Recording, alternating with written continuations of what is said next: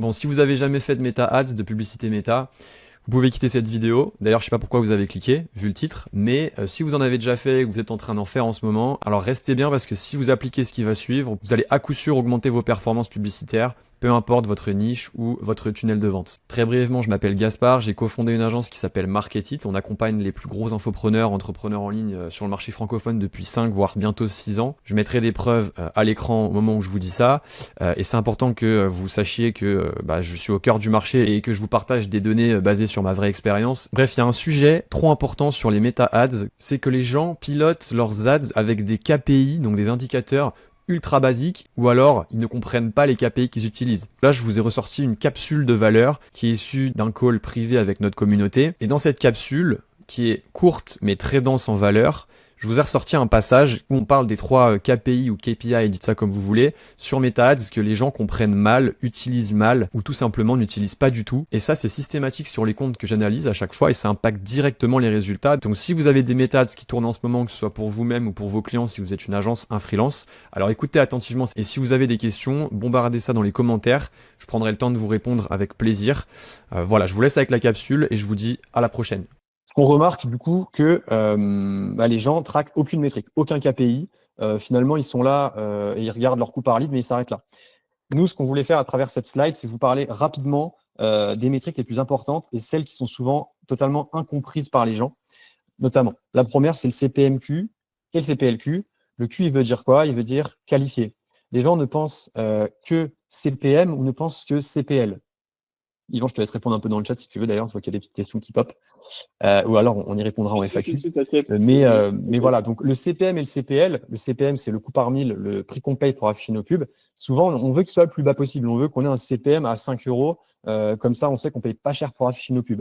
La réalité, c'est pas ça. La réalité, c'est que est-ce que ton CPM est qualifié? Est-ce que tu payes de la publicité à Meta pour afficher à des gens qui sont des gens qualifiés pour ce que tu as à leur proposer? Ou est-ce que c'est juste en fait de l'audience poubelle qui va rien acheter du tout et donc ok, tu payes pas cher, mais tu feras pas d'argent avec?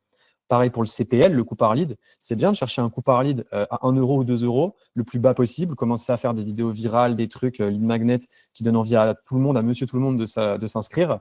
Ok, on aura des leads à 1 ou 2 euros, mais à la fin, est-ce que les leads vont closer? Pas du tout. Et par expérience, on préfère avoir parfois des leads à 10, voire 20, voire dans de rares cas 30 euros quand les offres s'y prêtent, mais du lead qui va acheter une fois sur 3, une fois sur 4, par rapport à des leads qui n'achètent jamais. Et vous pouvez me croire, on est bien plus rentable en cherchant à avoir un coût par lead donc qualifié et non pas un coût par lead classique. Pour illustrer ça rapidement sur un screenshot, je vous montre très simplement un business manager d'un de nos clients assez récent, donc c'était en juin 2025 là. Les gens On voit se disent, qu'on a un oula, coût par lead qui est oula, à qu'est-ce qui 9 se passe? euros sur la partie verte et on a un coût par mille, donc le prix qu'on paye pour afficher nos pubs, qui est pourtant plus élevé qu'en dessous.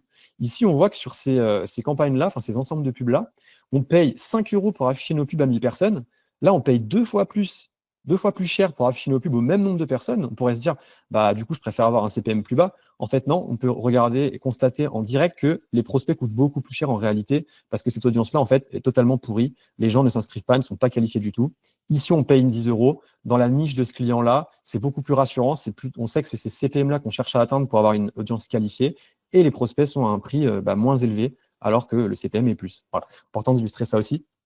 Deuxième métrique importante, c'est très simple, c'est le coût par call.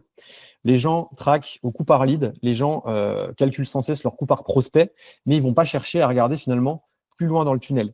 Finalement, ok, j'ai des prospects, mais combien de ces prospects réservent des appels de vente? Puisque ce qui compte avant tout, le plus proche de l'argent et du chiffre d'affaires que je vais faire, c'est mes appels, les appels de vente que je vais générer. Donc, c'est important d'avoir cette notion en plus et de se dire, tiens, si je commençais à analyser aussi mon coût par appel et pas que mon coût par prospect. Pour illustrer ça, j'ai un petit exercice à vous faire en live. À votre avis, quand vous voyez ce screenshot, encore une fois, on a du coup 4 ensembles de pubs avec un coût par prospect à 9, 5, 6 et 7 euros. Eh ben, quelle est la ligne qu'on a envie de scale? Quelle est la ligne sur laquelle on a envie de monter le budget? Quand on regarde ces premiers chiffres et qu'on pilote seulement au coût par lead, j'imagine que vous vous dites peut-être que naturellement, c'est plutôt la deuxième qu'on a envie d'accélérer puisqu'elle coûte moins cher, on a des prospects moins Oui, chers. Gaspard, C'est sûrement ce qu'on par ferait lead les si on ne plus traquait pas faibles. notre coût par appel. Donc voilà, du coup, on se dirait, OK, le plus intéressant, c'est celui-là. Ensuite, ces deux-là sont intéressants. Et enfin, celui-là, il est moins bien. Je n'ai pas envie de l'accélérer, le 9 euros par prospect. J'ai même envie, pourquoi pas, de le couper. C'est celui qui a soi-disant le moins performé. Qu'est-ce qui se passe si on commence à traquer les coûts par appel? Finalement, combien d'appels je génère avec ces différentes lignes? et ben, on voit que ça s'inverse en réalité. Notre winner, c'est celui-là. Les prospects coûtent plus cher, mais les prospects sont en fait, la réalité, c'est qu'ils sont plus qualifiés. Du coup, le coût par appel, il baisse. Évidemment, à mesurer avec la qualification de vos appels. Nous, on a pris soin de le faire ici. On sait que nos appels ici closent bien. Ici, on était à 7 € par prospect. Pourtant, 58 € par appel. Donc, c'est la preuve que finalement, il faut aussi calculer le coût par appel, le coût par call. Deuxième métrique super importante, le ROAS break-even, ça veut dire notre retour sur investissement qu'on doit atteindre pour être au seuil de rentabilité à l'équilibre, versus le ROAS, le retour sur investissement publicitaire classique. On a remarqué que pas mal de gens n'avaient pas vraiment pris conscience du fait que c'est bien d'avoir 2 ou 3 de ROI, de ROAS, de retour. Ça veut dire qu'on a un multiplicateur sur ce qu'on investit en pub. Ok, je mets 1 € en pub, j'ai 3 de ROAS, donc je fais 3 € de chiffre d'affaires. Mais finalement, si je déduis mes marges et que je calcule correctement mon ROAS break-even, à partir de quel ROAS je dois aller chercher pour commencer à gagner de l'argent, et on se rend compte que parfois, on est à 2,5 de ROAS break-even. Et donc, en fait, à 2 ou 3 de ROAS, on gagne soit à 2, on ne gagne pas d'argent, en fait, on en perd. À 3, on en gagne un tout petit peu, mais en fait, ce n'est pas du tout assez pour être scalable. On ne peut pas scaler notre business comme ça.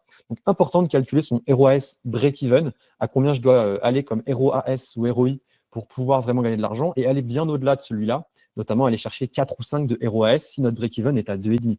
C'est naturel. Donc voilà, j'ai mis cette petite phrase. Il faut vraiment prendre le contrôle de ces chiffres parce que souvent, le côté financier pur et dur dans ces business-là, il est un peu négligé et on est aveugle sur ça. Dernière étape, la qualité du tracking, la dernière métrique. Là, ici, on voulait aussi vous faire une parenthèse sur ça parce que les gens installent souvent le pixel, nos clients, nos élèves, etc., installent le pixel et puis commencent à calculer leur coût par lead, coût par call, etc. C'est bien, mais il faut aussi mettre l'importance sur le tracking pour qu'il soit de la meilleure qualité possible et notamment d'un point de vue technique. Au début, le pixel, c'est bien, mais il faut savoir qu'il est tout à fait recommandé au bout d'un certain temps de commencer à ajouter des outils de tracking plus poussés, notamment Airos pour ceux qui connaissent, tout simplement le Google Tag Manager avec du Google Analytics, l'API conversion de Facebook, de Meta, pour aller chercher un vrai niveau de tracking et pouvoir prendre des décisions de plus en plus éclairées. Plus notre tracking est poussé, plus nos décisions sont éclairées. Petit screenshot très simple d'un de nos clients sur lequel on avait installé Airos, un outil de tracking très puissant. Alors attention, quand on fait quelques premiers petits chiffres, ça peut coûter un peu cher, ça peut coûter plusieurs centaines, voire milliers quand on fait beaucoup de CA par mois, ce genre de logiciel. Mais qu'est-ce qui nous permet de faire quand on fait un gros chiffre d'affaires? Il nous permet de savoir, notamment sur ce screenshot, un simple creative report, quel est le profit généré par chaque creative.